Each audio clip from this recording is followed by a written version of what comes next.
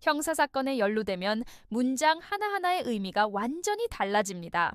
특히 경찰 조사를 앞둔 상황이라면 내가 하는 말 한마디가 어떤 결과를 가져올지 알 수 없기에 극도의 불안감을 느끼게 되죠.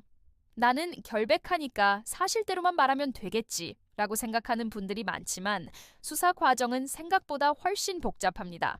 똑같은 사실이라도 어떻게 표현하느냐에 따라 범죄 성립 여부가 달라지고 형량에 결정적인 영향을 미치기도 합니다. 그래서 저희는 사건을 맡을 때 마치 내일 당장 조사가 진행되는 것처럼 모든 준비를 시작합니다. 의뢰인의 말을 듣고 사실관계를 파악하는 것을 넘어 이 진술이 법적으로 어떤 의미를 갖는지 수사관이나 판사에게는 어떻게 들릴지를 분석합니다. 절도, 성범죄, 보험사기 등 각 범죄 유형마다 핵심 쟁점이 다릅니다. 이 쟁점을 정확히 파악하고 방어 논리를 세우는 것이 경찰 조사 단계에서 가장 중요합니다. 저희는 초기 상담부터 변호사가 직접 모든 내용을 듣고 조사 참여, 서면 제출, 재판까지 전 과정을 책임집니다. 사무직원을 거치지 않고 변호사와 직접 소통하며 모든 절차를 함께 만들어가는 거죠. 특히 저희는 성공보수를 받지 않는 것을 원칙으로 합니다. 이는 사건의 결과를 돈과 맞바꾸지 않겠다는 저희의 약속이자 사건 자체에만 집중하기 위한 구조적 장치입니다. 오직 의뢰인의 최선의 이익을 위해 수사 초기부터 재판이 끝날 때까지 독립적이고 책임감 있게 판단하고 대응하는 겁니다. 상담 비용이 나중에 선임 비용에서 중복되지 않도록 조정하는 것도 같은 이유입니다. 형사사건뿐만 아니라 돈을 받아내야 하는 민사소송에서도 저희의 접근 방식은 다릅니다.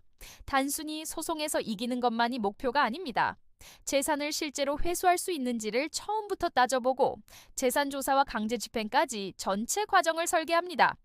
부동산 분쟁이나 전세 사기 사건에서는 공인중개사 자격을 바탕으로 계약 구조의 허점과 권리관계를 함께 분석해 실질적인 해결책을 찾습니다. 이혼이나 상속 같은 가사 사건은 감정적인 대응보다 앞으로 발생할 수 있는 분쟁까지 미리 차단하는 설계를 우선합니다. 출입국 문제와 형사사건이 얽혀 있거나 공무원 징계와 행정소송이 연결된 복잡한 사건들도 마찬가지입니다. 저희는 여러 절차를 분리해서 보지 않고 하나의 큰 흐름으로 파악해 종합적인 해결책을 제시합니다. 2014년 문을 연 이후 지금까지 단 한 번의 분쟁 없이 신뢰를 지켜올 수 있었던 이유는 결과를 과장하지 않고 현실적인 최선의 길을 찾아왔기 때문입니다. 이렇게 민사, 형사, 가사, 행정 전반에 걸쳐 의뢰인의 현재와 미래까지 책임지는 기준으로 사건을 다루는 곳, 바로 법률사무소 아신입니다.